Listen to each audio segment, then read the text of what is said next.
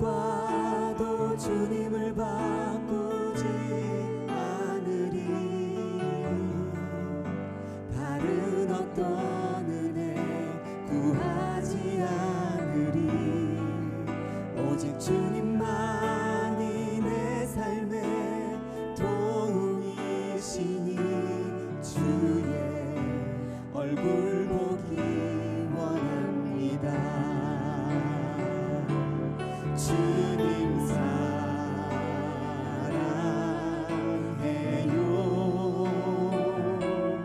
온 맘과 정성 다해 하나님의 신실한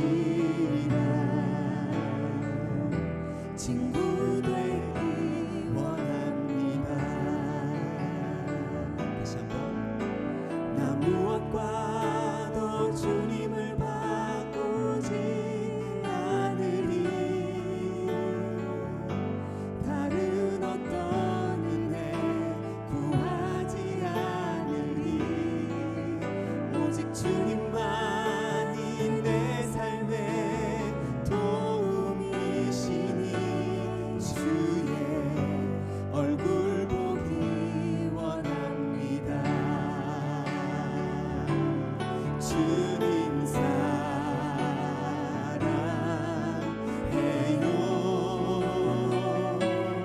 온 맘과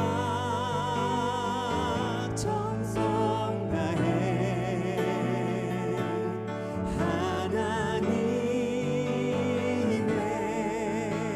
신실한 친구 되기 원합니다.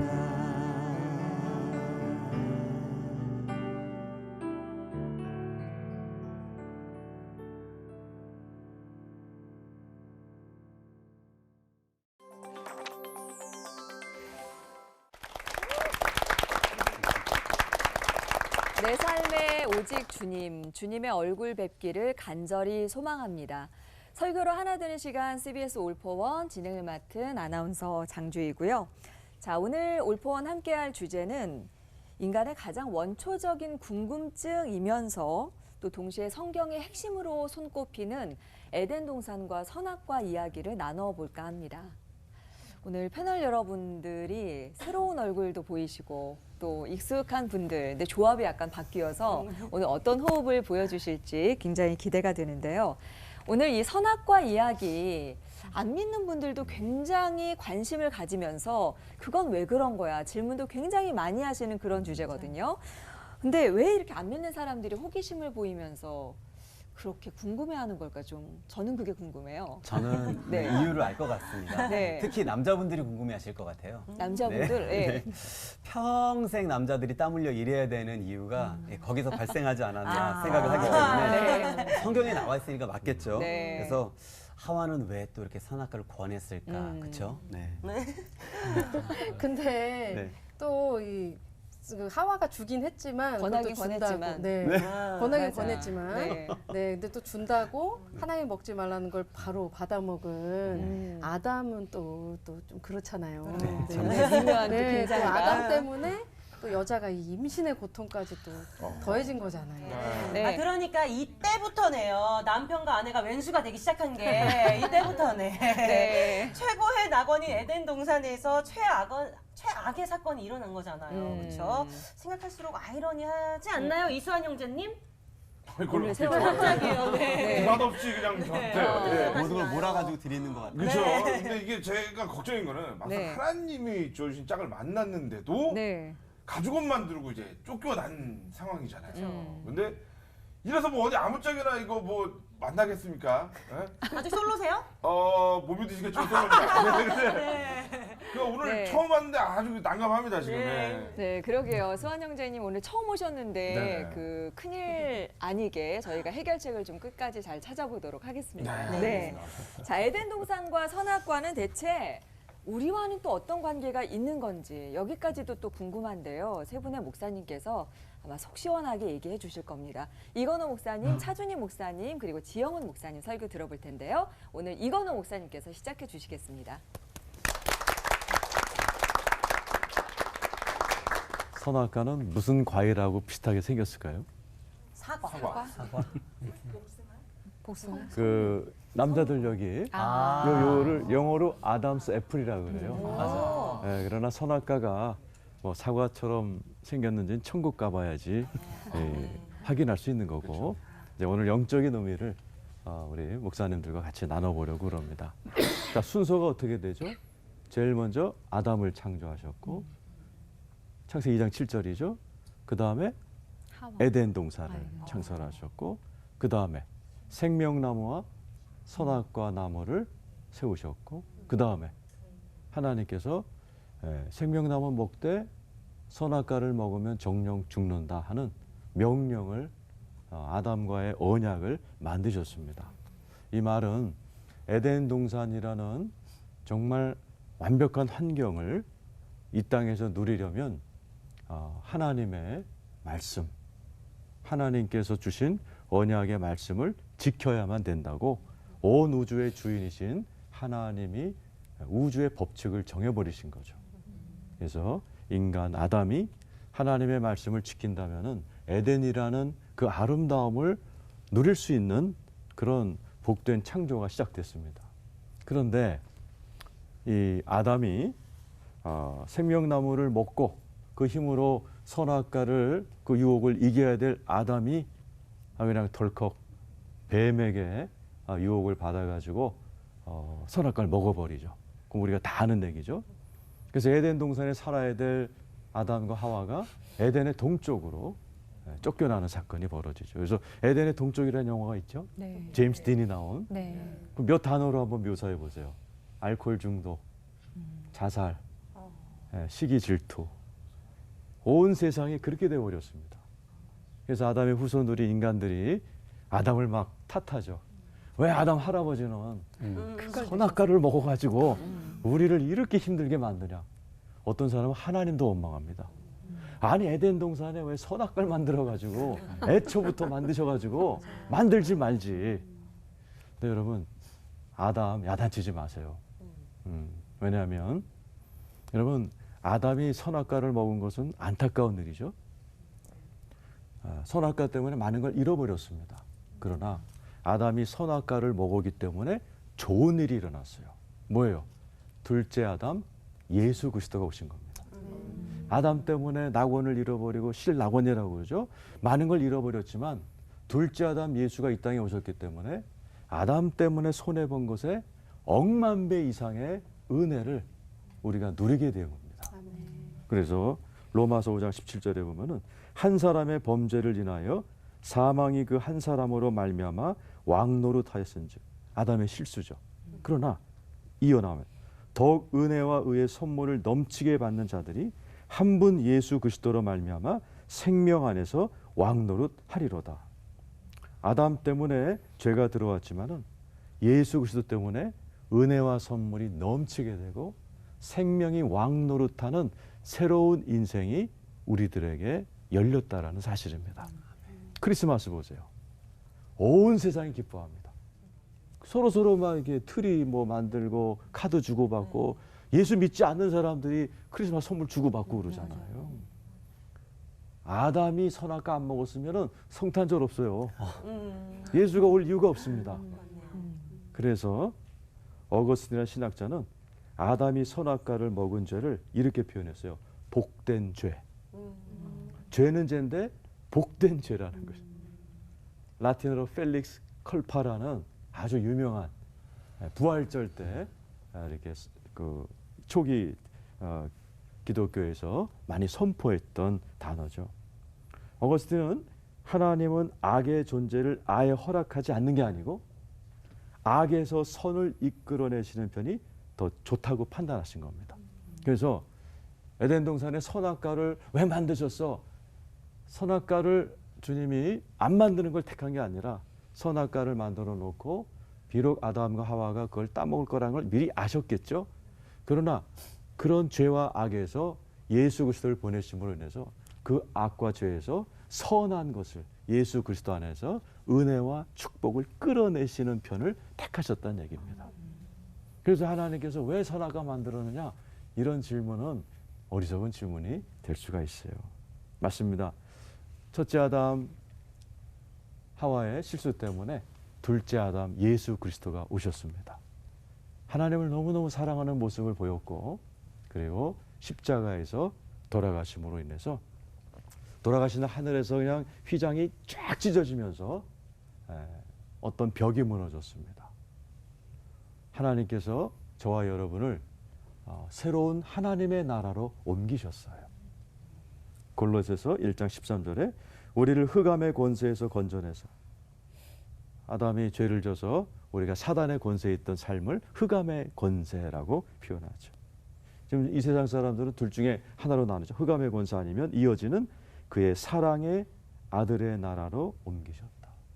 온 세상 75개 인구는 흑암의 나라에 있든지 하나님 아들의 나라에 있든지 그렇습니다. 우리가 예수를 믿음으로 인해서 흑암의 나라에 있던 저희들이 예수의 나라, 뭐죠? 하나님의 나라, 천국. 이 땅에서 누리는 천국. 다시 말하면 오늘 주제와 똑같은 에덴으로 다시 들어온 겁니다. 우리는 지금 에덴에 있던 아담과 똑같은 환경에 있습니다. 아니, 좀 더 유리한 상황에 있습니다. 왜냐?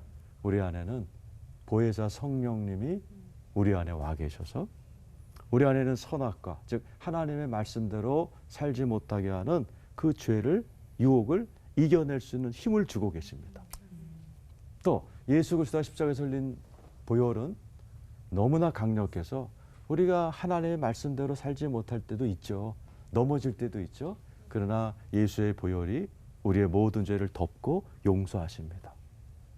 아담과 하와가 죄를 져서 에덴 동산에서 쫓겨났지만 우리는 하나님의 나라에서 쫓겨날 염려를 하지 않아도 됩니다. 예수의 십자가의 공로가 완벽하기 때문에 그렇습니다. 그래서 저와 여러분은 예수 그리스도를 믿고 그 안에서 매일같이 우리 앞에 다가오는 선악과의 유혹, 말씀을 벗어나고 싶은 유혹을 성령의 도움으로, 예수 그리스도의 십자가의 공로로 우리가 이겨나가면서 점점 이 땅에서의 에덴, 이 땅에서의 하나님 나라, 성령 안에서 의와 화평과 사랑의 나라를 이 땅에서도 누리다가 주님 오시는 날 영원한 에덴, 완벽한 에덴, 하나님의 나라로 들어가 영생을 사시는 저와 여러분 되시기를 축원합니다. 아멘. 기도하겠습니다. 하나님, 비록 아담이 하나님 말씀 지키지 않고 선악과를 먹음으로 많은 것을 잃어버렸지만 둘째 아담 예수님을 통해 잃어버린 것에 비교도 안 되는 은혜와 선물 그리고 생명을 넘치도록 허락하시니 감사합니다. 아멘. 예수 십자가의 용서의 은혜와 보혜사 성령님의 도움을 받아서 이 땅에서 하나님의 말씀 따라 살면서 에덴을 누리는 저희들 되게 하여 주시옵소서. 아멘. 예수님의 이름으로 기도합니다. 아멘. 에덴 동산에도 율법이 있었습니다. 에덴이란 말은 성경에 나오는 최초의 땅 이름인데요. 에덴이라는 히브리어는 충만한 기쁨, 환희 이런 뜻입니다. 이거를 영어로 고치는 게 paradise, 낙원 그런 뜻이죠. 타락하기 이전에 그 에덴 동산에도 율법이 있었다. 그러니까 율법이라는 거는 뭐 해라라는 긍정 율법, 그리고 뭐 하지 말아라 라는 부정 율법, 그거를 율법이라고 하는데요. 최초의 부정 율법이 창세기 2장 16절에 나오는 선악을 알게 하는 나무는 먹지 말아라. 이게 최초의 부정 율법. 긍정 율법은 창세기 1장 28절에 생육하고 번성하여 땅에 충만하라. 그런 겁니다. 그러면 에덴 동산에서도 하나님의 명령이 있었다. 그러니까 율법이 있었다라는 겁니다. 그럼 율법이라는 것은 나쁜 것은 아니에요.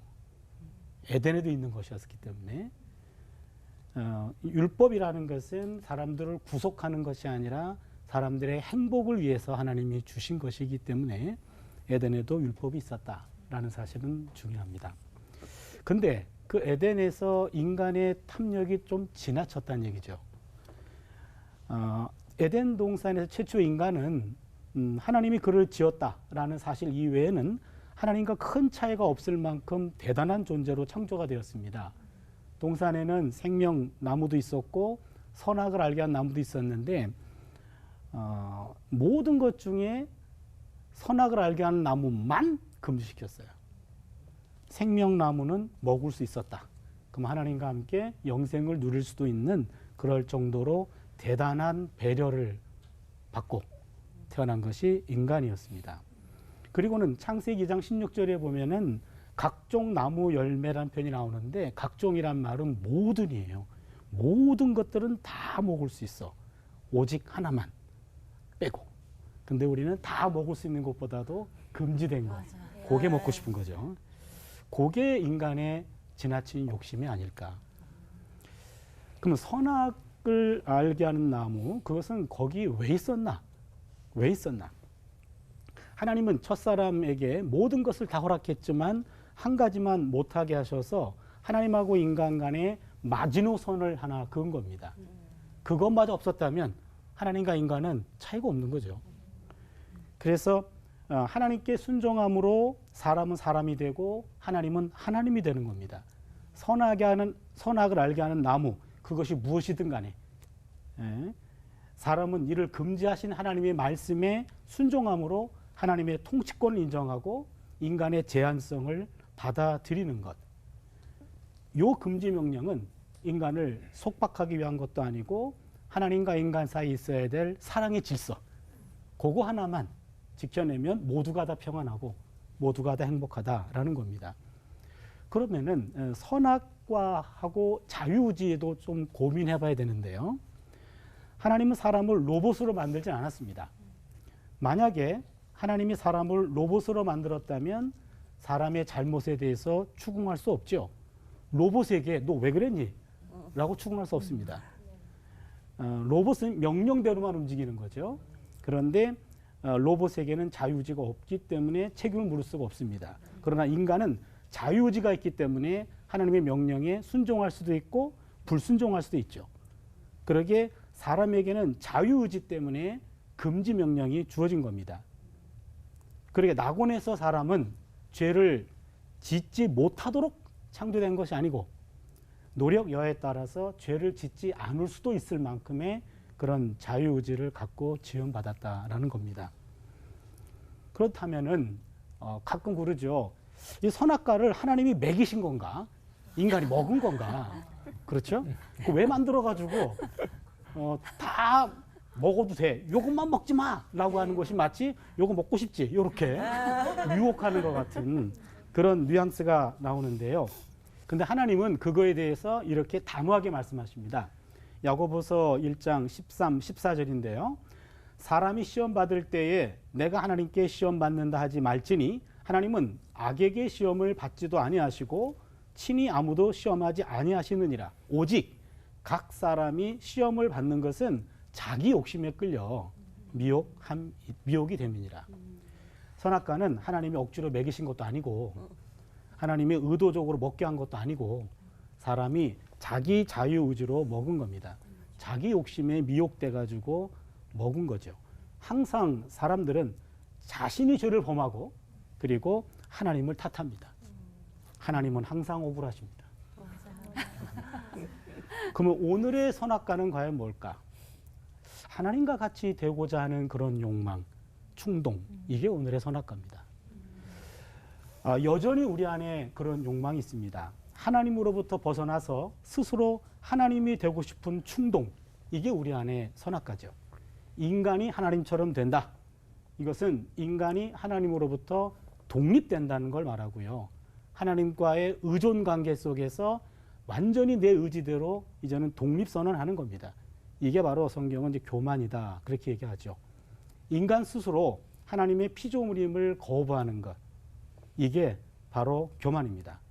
자신을 신적인 위치로 올려놓는 것, 자기 절대화 혹은 자기 신격화라는 말로 표현이 가능한데요. 요즘에는 호모데우스라는 그런 책도 있죠. 신이 되고자 하는 인간. 인간이 곧 신급에까지 도전하는 그런 시대가 되어버렸습니다. 피조물로서 자신의 존재를 망각한 행동이라고 말할 수 있습니다. 인간은 의존자예요. 근데 의존자인 것을 망각하고 자존자가 되려는 욕망. 이게 바로 오늘의 선악과입니다. 사람은 하나님이 될 수도 없고 하나님이 될 필요도 없습니다. 사람은 사람일 때가 가장 아름답습니다. 사람은 하나님의 피조물이고 하나님은 사람의 창조주십니다. 이걸 믿고 하나님의 품 안에 거할 때 그때가 가장 행복한 거예요. 가장 아름다운 삶이죠. 그래서 시인은 말하죠. 하나님께 가까이함이 내게 복이니라. 기도합니다. 하나님, 우리 안에 하나님이 되고 싶은 그러한 충동이 늘 우리를 잘못된 곳으로 이끌어 갑니다. 하나님 앞에, 하나님 안에 있을 때가 인생의 가장 아름다운 때임을 망각하지 않게 하시고 하나님 품 안에서 아름다운 인간으로 살아가는 우리 모두가 되게 하여 주시옵소서. 아멘. 예수님의 이름으로 기도드립니다. 아멘. 감사합니다.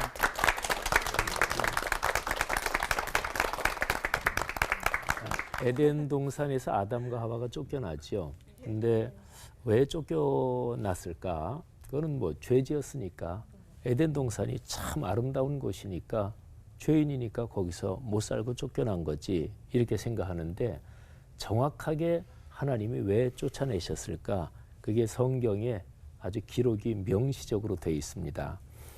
창세기 3장 22절에 보면 보라 이 사람이 선악을 아는 일에 우리 중 하나같이 되었으니 그가 그의 손을 들어 생명나무 열매도 따먹고 영생할까 하노라. 그러니까 생명나무 열매 따먹을까 봐 하나님이 그게 걱정돼서 아담과 하와를 쫓아내신 것입니다. 한 절 건너서 24절에 보면 이같이 하나님이 그 사람을 쫓아내시고 에덴 동산 동쪽에 그룹들과 두루 도는 불칼을 두어 생명나무의 길을 지키게 하시니라. 그룹은 이제 영적인 존재들이고요. 그리고 불칼 이거를 두어서 생명나무로 가는 길을 차단시키신 것입니다.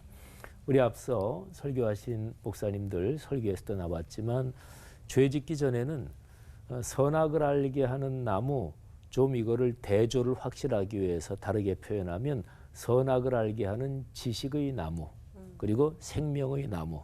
그러니까 지식의 나무, 생명의 나무 둘 중에서 생명나무 열매는 먹을 수 있었어요. 저는 참으로 사람을 아름답게 하고 영생을 누리게 하는 거죠. 근데 죄 짓고 나서 하나님이 그거 차단시켜야 되겠다. 그게 바로 생명나무의 길입니다. 그런데 성경을 가만히 읽어보면 생명나무의 길이 인류 역사 또는 존재의 흐름 속에 이게 그 강이 계속 이어집니다. 누구나 볼 수 있게 넓게는 아니지만 그게 완벽하게 100% 하나님이 막아놓으신 건 아니고요. 그게 흘러요. 성경 여러 곳에 생명나무 이런 표현이 나오는데 대표적으로 잠언에 있는 말씀을 제가 두 구절만 읽어드리겠습니다. 잠언 3장 18절 지혜는 그 얻은 자에게 생명나무라 지혜를 가진 자는 복되도다. 잠언 11장 30절 의인의 열매는 생명나무라 지혜로운 자는 사람을 얻느니라. 그런데 잠언에서 지혜는 예수 그리스도를 가리킵니다. 그러니까 지혜는 그것을 얻은 사람에게 생명나무를 얻은 것과 같다. 이러면 하나님이 막아놓으신 에덴 동산의 생명나무가 지혜를 통해서 또 조금 전에 말씀드린 대로 지혜는 오실 메시아 그리스도 예수님을 가리키는 거니까 바로 예수님 글로 해가지고 생명나무의 길이 흐르는 거죠. 우리가 많이 아는 요한복음 14장 6절 예수께서 말씀하신 구절이지요.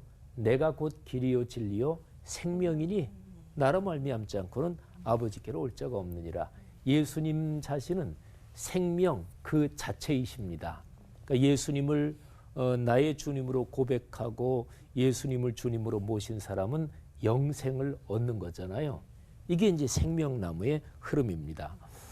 아주 감동적인 것은 성경 제일 마지막 책 요한계시록이요. 근데 요한계시록에서도 제일 마지막 장 22장 1절 2절 보면 에덴 동산의 생명나무가 거기에 등장합니다. 제가 먼저 9절을 읽어드리겠습니다. 또 그가 수정같이 맑은 생명수의 강을 내게 보이니 하나님과 및 어린 양의 보좌로부터 나와서 길 가운데로 흐르더라. 그 다음에 이어지는 9절이요. 강 좌우에 생명나무가 있어 12가지 열매를 맺되 달마다 그 열매를 맺고 그 나무 잎사귀들은 만국을 치료하기 위하여 있더라. 아멘. 그러니까 천국에 생명수의 강이 흘러요. 그런데 강 좌우에 생명나무가 있다. 그러면 여러분 생명나무가 한 그루가 아니죠. 굉장히 많다는 얘기잖아요. 강 좌우에. 근데 저는 계시록의 이 말씀을 묵상하면서 이런 생각을 했어요. 창세기에 에덴 동산의 동산 중앙에 있는 생명나무는 단수입니다. 그러니까 하나가 있는 거예요. 그런데 그게 이제 막혔잖아요. 옛날에 어떤 왕자가 살던 또는 공주가 살던 성이 마법으로 닫히고 그리고 오랜 시간이 흘러서 그 성을 아는 사람도 없고 찾는 사람도 없고 온통 나무로 다 뒤덮이고 성문은 녹이 슬고 그런 걸 한번 상상해 보세요. 근데 오랜 시간 후에 어떤 왕자가 예를 들면 공주를 찾으러 드디어 그 성을 발견하고 그리고 그 성문을 여는데 너무 오랫동안 성문은 사용하지 않아서 이게 녹이 슬고 그리고 완전히 이게 꽉 막혀 있는데 어렵사리 그 성문을 여는데 이게 웬일입니까? 성문이 열리는 순간 그 안에서 찬란하고 아름다운 장면이 펼쳐지는 거예요. 생명수의 강이 흐르고 그리고 강 좌우에 생명나무가 수도 없이 많은 거예요. 오랫동안 닫혀있던 그 시간 동안 생명나무가 씨가 떨어지고 또 나고 해서 강 좌우에 쫙 생명나무가 있는 거죠. 여러분, 예수를 믿는 사람은 생명나무의 비밀을 체험하고 누리며 사는 사람입니다. 아멘. 그 근본은 예수 그리스도시지요. 그리스도인은 이 생명나무의 비밀을 이미 맛보고 체험하는 사람이고 이것을 온 세상에 전하는 사람이지요. 우리 그리스도인처럼 멋진 사람이 없는 거죠. 오늘날 이 땅에 살면서 우리 그리스도인이 가진 이 위대한 특권 또는 하나님 자녀의 권세 넉넉하게 누리고 또 다른 사람들에게 이 은혜와 선물을 넉넉하게 나누며 사는 우리 그리스도인이 됐으면 좋겠습니다. 기도하겠습니다. 하나님 은혜를 진심으로 감사합니다. 저 에덴에 생명나무가 있는 그 아름다운 동산, 하나님 이미 예수 그리스도 안에서 우리에게 그 위대한 축복 활짝 열어주신 것 감사합니다. 저 영원한 천국에 생명수의 강 좌우에 무수하게 많은 생명나무 강가에 이를 때까지 이 세상에서 이 아름다운 복 누리며 그리고 특별히 나누며 전하며 살게 하옵소서. 아멘. 예수님 이름으로 감사하며 기도합니다. 아멘.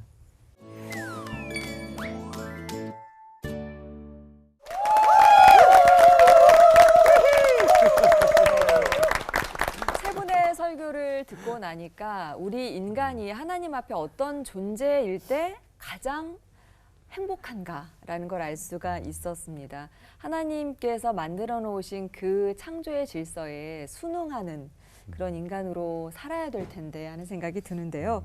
그 에덴 동산과 선악과에 숨겨두신 하나님의 비밀을 조금 더 풀어봐야 될 것 같아요. 네. 네, 오늘 목사님들 말씀을 통해서 정말 상당 부분 정말 깊이까지 좀 이해가 되고 말씀하신 대로 그것이 오히려 선악과를 따먹음이 또 진짜 이 전화위복 더 큰 기쁨이 우리에게 찾아왔구나라는 사실을 알게 되었는데 그럼에도 불구하고 신앙의 처음 초신자분들이나 또 이렇게 그냥 멀리서 바라보시는 기독교를 바라보는 분들의 오해가 참 여기서부터 시발이 되는 게 아닌가라는 생각이 들더라고요. 그래서 에덴 동산은 낙원이었고 또 천국과 같은 곳이었다라고 우리가 이해하고 있는데 그곳에서는 그렇다면 선악과 먹고 죄 짓고 쫓겨나는 사건이 일어날 수 없는 거 아닌가요? 라는 이 질문을 좀 목사님께 한 번 더 드리고 싶습니다. 네. 근데 지금 질문하셨는데 에덴 동산은 낙원은 아닙니다. 아, 그래요? 낙원의 모형이고 네. 그림자입니다. 네, 그래서 이레네우스 같은 신학자는 에덴은 세상 중에서 가장 좋은 정도 그렇게 표현했고 아담도 완벽한 인간이 아니었습니다. 아까 차 교수님이 잘 얘기해 주셨는데 죄를 지을 수도 있는 존재였습니다. 마치 우리가 교회 그러면은 하나님의 집이잖아요. 그 교회는 하나님의 자녀로 된 새롭게 된 보라나는 새롭게 되었다. 그냥 교회 안에도 별의별 일이 다 일어나잖아요. 그죠? 마치 그것과 똑같습니다. 에덴 동산도 천국이 아니었고 천국의 그림자. 그렇기 때문에 얼마든지 에덴 동산도 그런 일이 가능한 거죠. 그걸 이레네우스가 얘기했어요? 네, 그런 거. 제가 깜짝 놀래가지고. 가까우십니다. 왜냐하면은 같은 이시라. 에덴 동산이 아까 정확히 좀 얘기해 주셨는데 저는 그런 신학자도 있었구나라는 반가워서 말씀드린 거였어요. 에덴 동산이 완벽한 곳은 아니고 천국의 모형이라고 좀 잘 말씀해 주셨고 요한계시록 22장에 보면은 새 하늘과 새 땅이 나오거든요. 그러면서 처음 하늘과 처음 땅은 없다. 이렇게 얘기해서 하나님이 만들어 놓은 완벽한 낙원은 거기에 있는 거죠.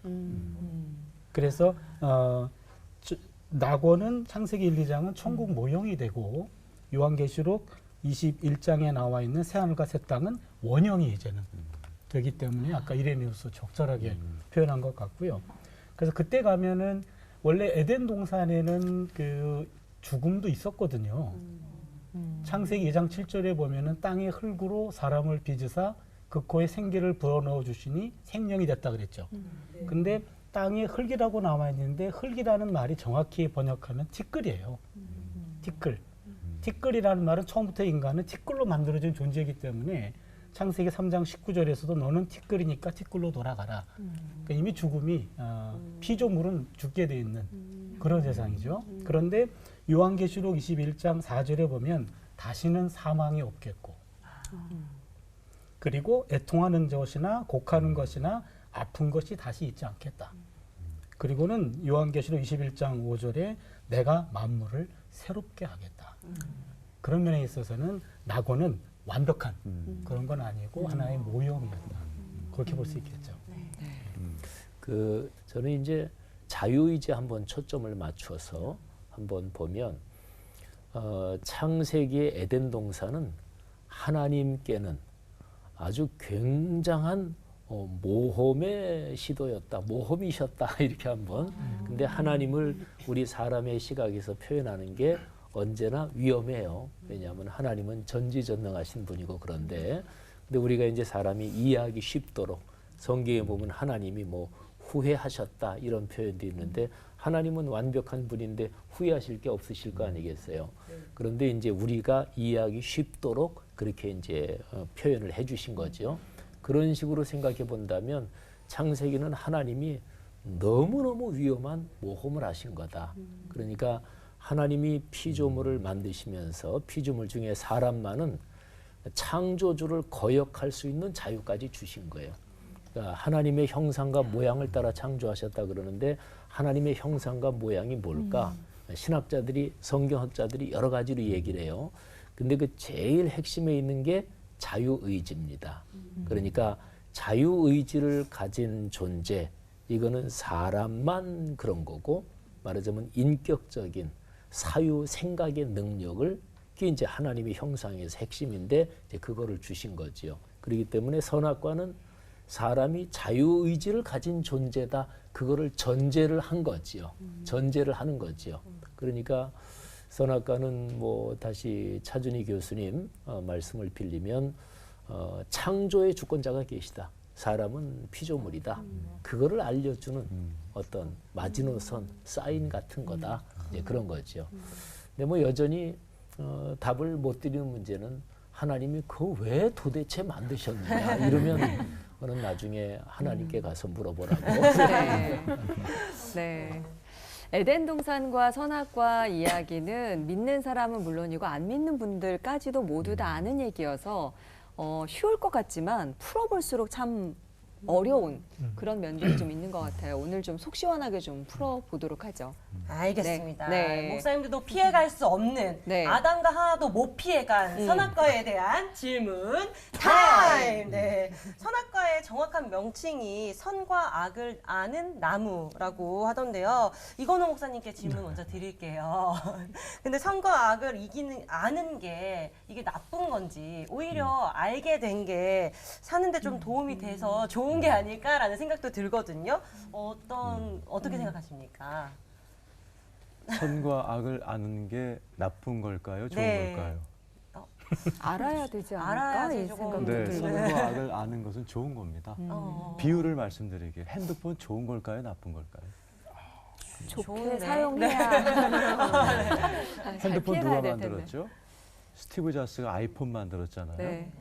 그런데 아이들을 키울 때 그 집에는 아이폰을 절대 두지 않았습니다. 왜냐하면 아이들이 핸드폰을 가지고 중독될 수도 있고 안 좋은 인포메이션을 가질 수 있기 때문에 스티브 잡스는 아이들이 어렸을 때 절대로 아이폰을 쓰지 못하겠다고. 왜 그럴까요? 네, 선과 악을 안다는 것은 두 차원이 있습니다. 그러니까 위로부터 아는 것. 이것도 이레네우스가 얘기한 거예요. 자주 나오시네요. 네, 선과 악을 아래로부터 아는 것. 즉 선과 악을 위로부터 하는 것은 하나님처럼 죄를 극복하실 수 있고 다스릴 수 있는 성숙함을 가지고 있는, 즉 스티브 잡스처럼 아이폰을 만들었고 얼마든지 그 핸드폰을 가지고 좋은 쪽으로 쓸 수 있는 실력과 성숙함을 갖고 있는 사람이 아는 것과 철부지 아이들이 핸드폰을 이렇게 키면 뭐가 나와, 이거 하면 게임이 나와, 아래로부터 선과 악을 아는 것은 차이가 있다는 것이죠. 그래서 하나님께서는 우리에게 선과 악을 알되, 히브리서 5장 14절에 보면은 단단한 식물은 장성한 자의 것이니 저희는 지각을 사용함으로 연단을 받아 선악을 분별하는 자다 그랬어요. 그러니까 선악을 알기 위해서는 우리가 성숙해지고 또 장성해질 필요가 있는 거죠. 그런 상태에서 선악을 안다는 것은 유익. 그러나 미숙한 차원에서 안다는 것은 위험한 것이죠. 아까 얘기한 것처럼 에덴 동산의 아담은 성숙한 수준이 아니었다 그래요. 죄를 지을 수도 있는 상황이었고 또 뱀에게 금방 넘어가는 그러한 영적으로는 아주 미숙한 성숙이 필요한 그런 분이었기 때문에 선악을 마치 위에서부터 아이폰을 스티브 잡스가 못 만지게 했던 것처럼 그렇게 하나님 막으신 거 아닌가 그렇게 생각됩니다. 네, 이번엔 제가 질문을 합니다. 아까 차준희 목사님 말씀에 그 에덴 동산의 선악과를 하나님의 율법이라고 말씀하셨잖아요. 근데 흔히 복음은 좋은 것이고 율법은 나쁜 거라는 인상을 좀 갖고 있는데, 근데 율법은 좋은 건가요? 나쁜 건가요? 좋은 거예요. 아까 설교할 때 다 하셨는데. 다시 한번 우리가 복습. 율법하고 율법주의를 구분 못해서 그런 거죠. 율법주의는 안 좋은 거고 율법은 좋은 거예요. 예를 들면 창세기 1, 2장에서도 뭐 해라, 하지 말아라 라는 율법이 일단 있었으니까요. 그건 인간들을 억압하는 게 아니라 그 말씀대로 지키면 정말로 행복한 인생을 살 수 있기 때문에 사랑으로 가르쳐 준 거거든요, 그게. 그리고 우리가 율법이 처음으로 이렇게 명문화됐던 거는 십계명이거든요. 네. 출애굽기 20장에 보면은 십계명이 나오는데 너는 내 앞에 다른 신을 두지 말라. 그게 이제 3절이에요. 20장 3절. 그런데 십계명에서 가장 중요한 거는 2절이에요.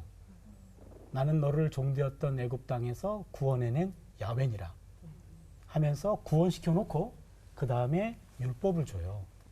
그러니까 율법은 구원을 위한 법이 아니고 구원은 하나님의 은혜로 받고 은혜 안에 머물 수 있도록 울타리를 쳐주는 거죠.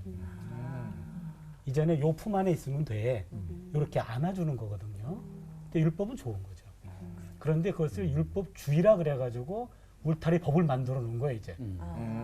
법을 만들어 놨어요. 그때부터는 이제는 이게 우리를 구속하는 게 되는 거죠. 그래서 율법은 하나님의 은혜고 율법주의는 그때부터는 이것은 엄격한 하나의 그 법이 돼가지고 우리를 올가매는 게 돼서 신약 성경에서 항상 율법과 복음을 얘기할 때 율법은 율법주의를 말하는 거고 율법을 말하는 건 아니에요. 그래서 율법은 좋은 겁니다. 율법이 안 좋으면 제가 구약 교수인데 구약 교수 밥 다 떨어져요. 이제 율법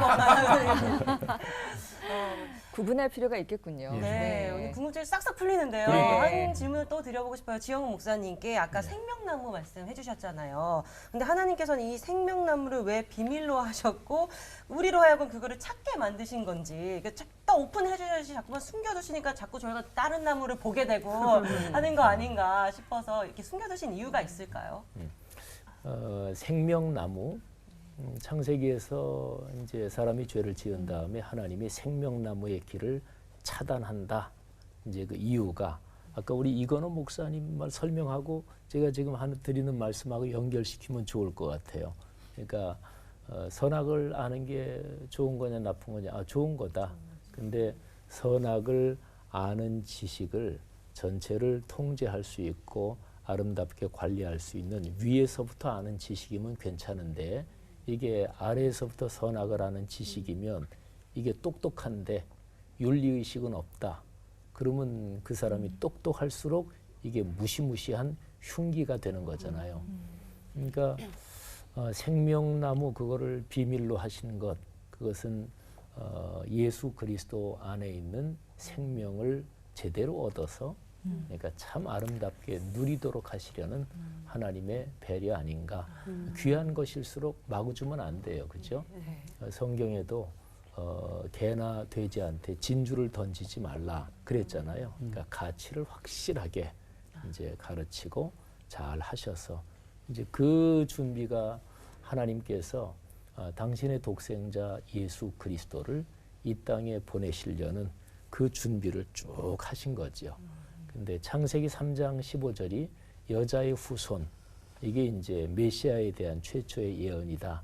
뭐 이제 그러거든요. 그러니까 범죄하고 난 다음에 바로 하나님께서 생명나무의 길은 막아 놓으셨지만 근데 이 생명나무 하나님이 사람에게 원래 주신 거니까 이 복된 거를 그러면 망가지지 않게 잘 줘야 되겠다. 그래서 그때부터 하나님이 준비를 하셔서 그리고 당신이 세상에 사람 몸을 입고 내려오셔서 그리고 예수 그리스도를 통해서 우리에게 주신 거죠. 네. 참 알면 알수록 하나님께서 우리 이 부족한 인간을 얼마나 사랑하시는지 그 깊은 사랑을 알게 되는 것 같습니다. 선악과와 생명나무를 통해서 또 사랑을 깨닫게 되는데요. 근데 지금 시대라고 해서 이 선악과가 없는 게 아니란 얘기죠. 네, 그래서 맞아요. 우리가 힘들잖아요. 네. 그죠? 예수님이 오시고 복음이 전파되면서 이 선과 악을 분별할 수 있게 됐다고는 하는데 여전히 이 시험과 유혹을 이기는 건 참 어려운 것 같아요. 네, 그래서 지금 이 현실을 살아가고 있는 우리가 시험과 유혹을 이길 수 있는 또 좋은 방법이 없는지 우리 목사님들의 목회 경험을 통해서 좀 말씀해 주시면 좋을 것 같아요. 먼저 하시죠. 제일 오래 목회 경험을 경험을 통해서. 예. 근데 이제 이거는 뭐 목회 경험도 그렇지만 이제 일반적으로 신앙이 깊은 신앙의 선배들이 다 하는 얘기인데요. 죄와 악은 내가 그놈하고 싸워봐야 되겠다. 그래서 악한 사탄아 나와라 싸우자. 그러니까 그 잠자고 있는 놈 깨울 필요 없거든요.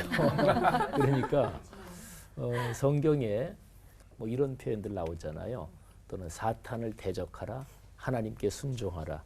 그러면 사탄을 대적하라, 하나님께 순종하라 이거는 똑같은 명령인데 다른 각도에서 얘기하는 거예요.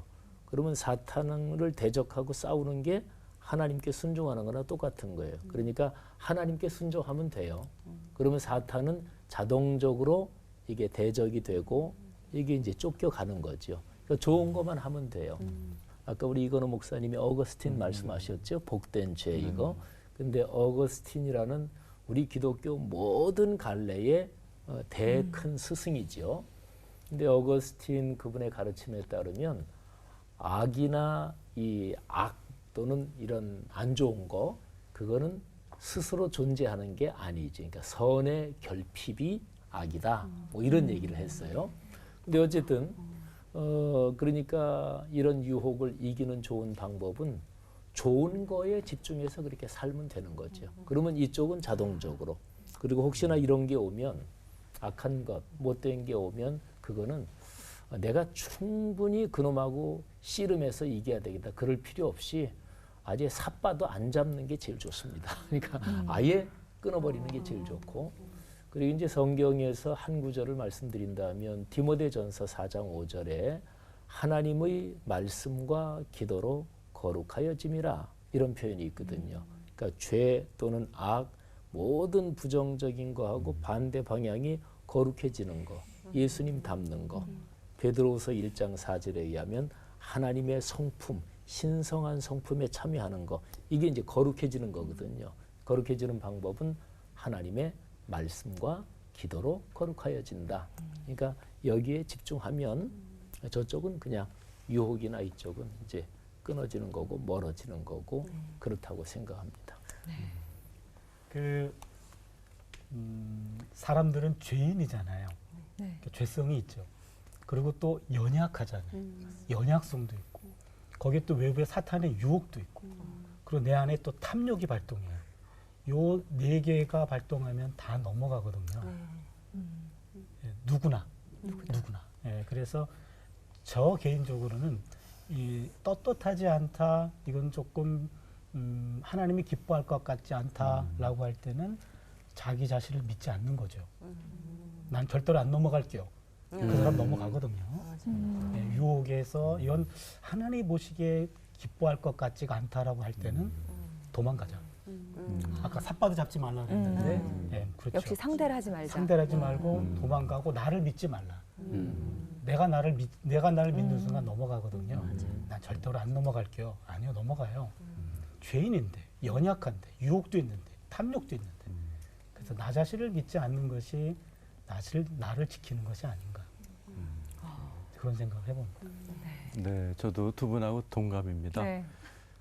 목사님께서 삿바도 잡지 말라 그랬지. 그 시편 1편 1절 나오죠.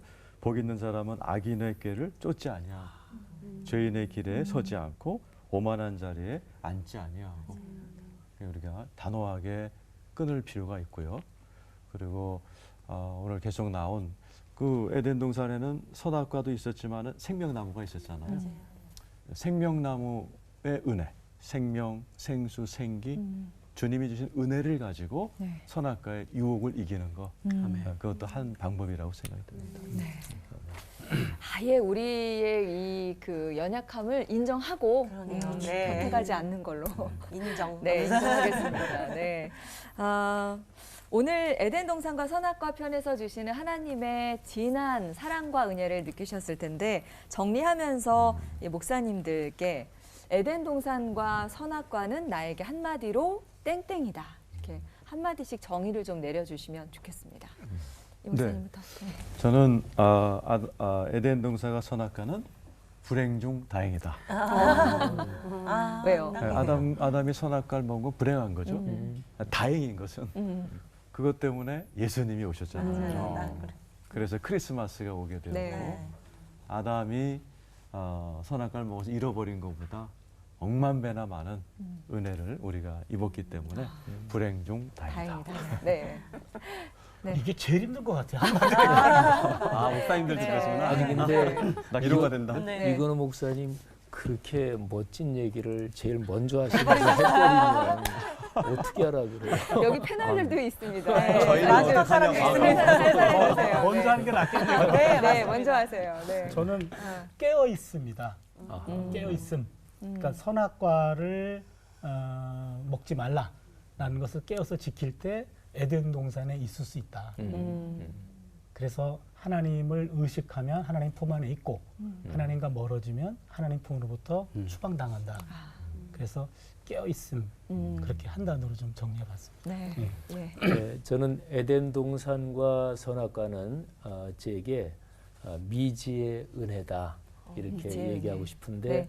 그러니까 이제 제가 목사고 하니까 오늘 또 설교도 했고 했는데 뭐 이렇게 저렇게 이해도 하고 그러는데 사실은 여전히 이게 무슨 뜻인가 여전히 깨닫지 못하는 게 있고 그리고 또 여전히 두려운 게 있고 그래서 아직 다 알지 못하는 그런 은혜가 그 안에 있다. 그래서 미지의 은혜다. 이렇게 얘기하겠습니다. 예. 목사님이 또 그렇게 말씀해 주시니까 오늘 저희가 다 이해 못한 것도 굉장히 위안이 될 수 있겠네요. 네, 감사합니다.